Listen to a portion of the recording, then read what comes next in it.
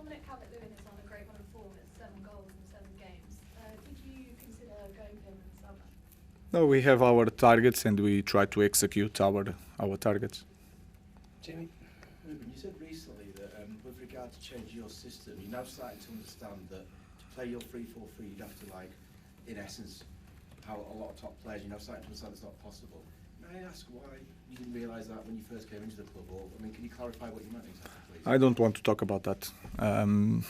I just focus on the Leeds game. That's interesting. It's not like you not want to talk about it. Yeah. Do you regret saying it maybe? Is that why? No. But I want to talk about that. Okay, so I'm going to have to try one more time. Looking at those comments, it seems a little bit mystifying why you would say that a year in, that you only just realising that you wouldn't be able to get the top players. Has something changed with regard to budget or what you've been told, or did Jason Wilcox maybe talk to you about? I don't want to talk about that. Okay, James. But you are very smart, so. Ruben,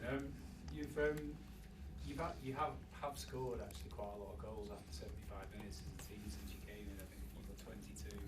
You're right at the top of towards the top of the league for that. But there's often a sense that sometimes in the games, particularly at home, the frustration that some of the subs and maybe the fans perhaps feeling should be taking a little bit more risk at certain moments, which historically is what this club has sort of been built on, that gambling, that risk taking, and not always in the Fergie and Busby years, even under Alex Atkinson and Toby Doherty in the 70s.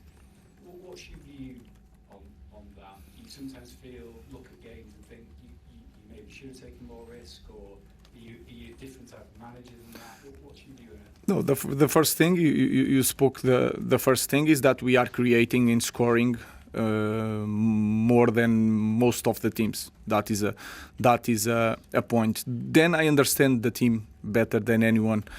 And sometimes you have the supporters on your decisions. Sometimes you have to do what you think, and sometimes it's hard for them to understand. But I know when I look at the pitch, I can understand which player is tired, which player is going to struggle a lot if there is a 1-against-1 all the time. And I just try to protect the team and just try to win games. And sometimes it's the best substitution, sometimes it's the wrong substitution. But I just try to do my best. But you said that I think there is one team that scored more goals than us. We create a lot. We had more shots than anyone. So if we have something here completely different from last year, is the way we attack. I think we need to improve the way we defend. Just on that, I suppose the depth, obviously you've got only one game a week this year, you're running probably with a smaller squad than you would do if you were in Europe.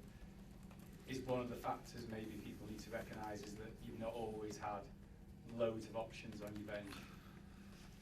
No, I don't like to talk about that, but it sounded as an excuse. I just want...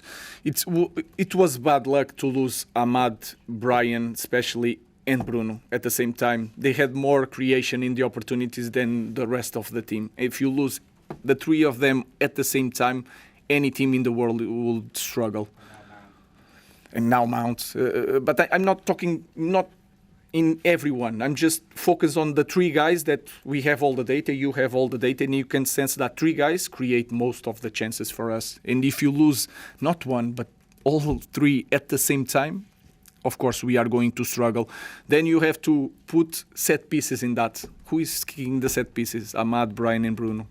So everything is combined, and we just need to acknowledge, and then it's getting closer to have all these three players. So the important is to understand why we struggle in the last 2-3 games in creation, in quality in the game. So I think it's clear.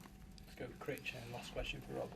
Hi Ruben, I appreciate what you say about no players coming to you speaking about wanting to leave this January, but from a numbers perspective, if a player was to leave this month, would you expect them to be replaced this month? Guys, you already spoke about that. If you look at our squad, I think it's impossible someone to leave.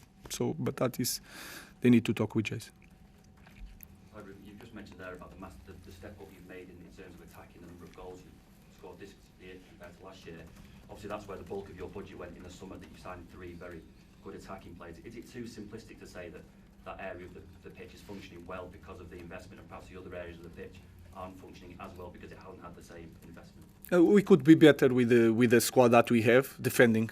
and to not suffering goals like we suffer in the last minute of the first half against Wolves. That can change the dynamic of the game. So I of course we are scoring more because we have different characteristics. Help us to be more creative. But if you look at the way we defend, it's not just the defenders. It's defending as a team. It's the urgency. I think we could be. I know that we could be better in that department without any investment.